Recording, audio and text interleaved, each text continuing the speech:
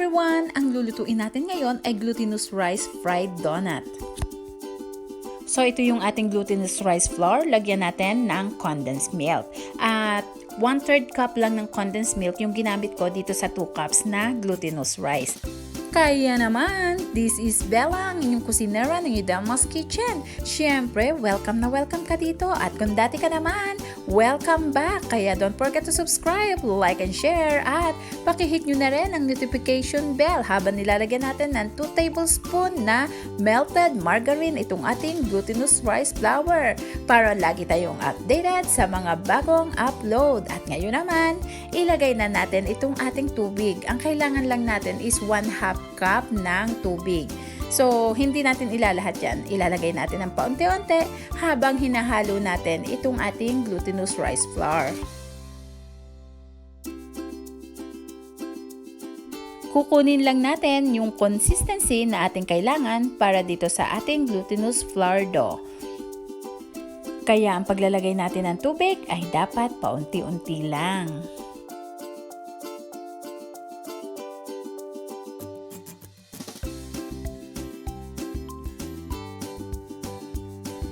Kailangan din natin dito ay halong-halo, kailangan mix na mix ang lahat ng ating mga ingredients at makuha natin yung tamang consistency, kaya gagamitan natin ngayon siya ng kamay sa paghahalo or imamasa lang natin ng konti dito na rin mismo sa bowl na ating ginagamit.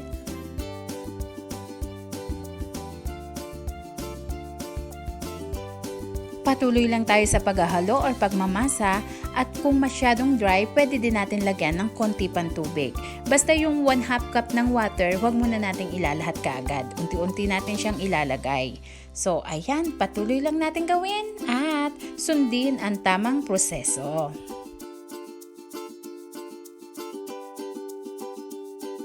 So, ayan, masyadong dry pa, kaya unti-unti natin lagyan ng tubig. Konti-konti lang, at least mga 1 tablespoon at a time. Kapag ganito na yung itsura ng ating dough, okay na yon. Makukuha na natin yung tamang consistency. At announcement tayo habang nagmamasa nitong ating glutinous rice flour. Ang ating 500 GCash ay tuloy-tuloy pa rin, kaya comment lang kayo sa baba at baka ikaw na ang mapili. I-a-announce po namin to sa Facebook, kaya i-follow nyo rin ang aming Facebook at meron din kaming mga pag-games doon. So, sali lang kayo, may mga GCash and load na mga pa-premyo din po. Kaya naman, comment lang tayo dyan, like and share at maghintay ka na lang at baka ikaw na ang aming mapili para sa ating pa-premyo. So, ayan, okay na to. Ngayon naman, ang gagawin natin, kukuha tayo ng portion like mga 30 grams. Pwede na yung 30 grams na size or depende sa size na gusto nyo.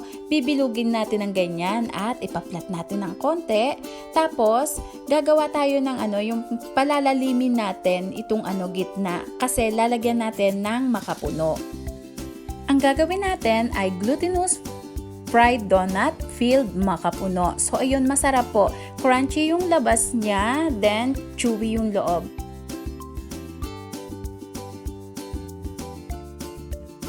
So, ayan, medyo malalim yung gitna. Doon naman natin ilagay itong ating makapuno. Bili lang kayo yung makapuno sa bote, okay na yun. Mahirap maghanap ng fresh na makapuno, kaya bili na lang tayo na sa bote. Pwede na yun, talo-talo na yun.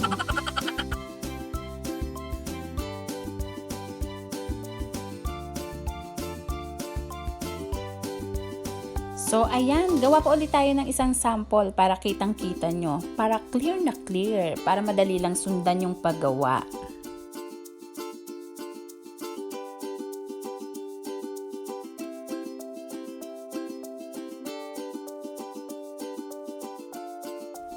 Ganyan lang kasimpleng gawin, napakadali lang, kaya pwedeng-pwede rin natin itong ipang negosyo at ito ang Pinoy na version ng donut. So, glutinous rice ang ating ginamit at instead na mga berries yung palaman ay ginamitan natin ng makapuno, kaya talaga namang napakasarap ng lasa.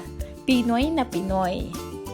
At para din maiba, instead na sa loob natin ilagay yung makapuno, inilagay lang natin siya doon sa ibabaw para kitang-kita kaagad.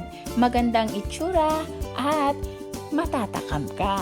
So, ayan, ganyan lang. Tuloy-tuloy lang ang ating paggawa hanggang sa matapos.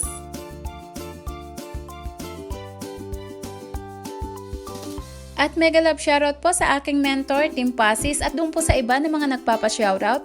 Pasensya na po kasi hindi ko na lista yung pangalan doon sa ating video ng puto. May mga nagpapa-shoutout po doon. So bukas po sa ating i-upload na video for tomorrow, doon ko po kayo isa-shoutout.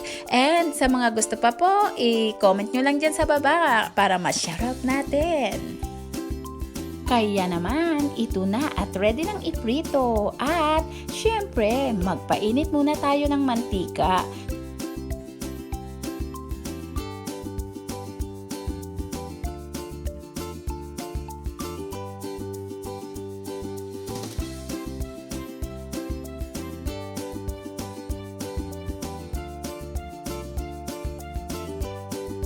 Ayan, at kapag mainit na, ilagay na nating isa-isa itong ating glutinous donut filled Macapuno. Ang donut na sariling atin.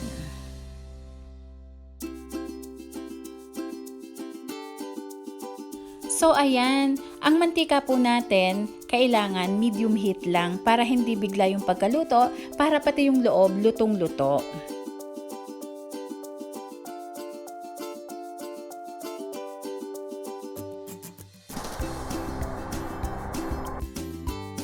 At habang nakasalang, ating bubuhos-buhusan ng mantika para yung ibabaw niya mag-golden brown din. So lulutuin lang natin to hanggang mag-golden brown.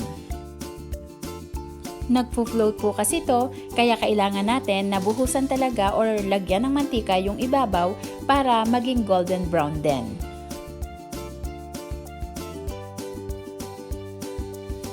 Ayan, ang ganda na ng itsura niya at paalala po ulit, ang apoy po natin medium heat lang, huwag po masyadong malakas para maganda yung pagkaluto.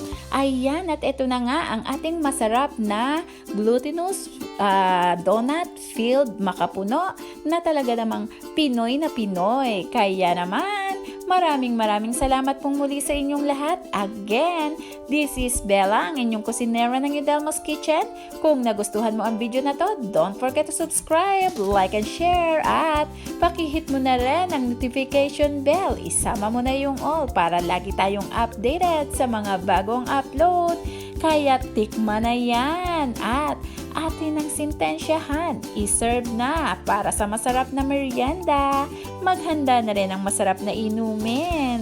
Again, maraming salamat pong muli sa inyo at bye-bye! Mag-ingat po tayong lahat. Ang sarap!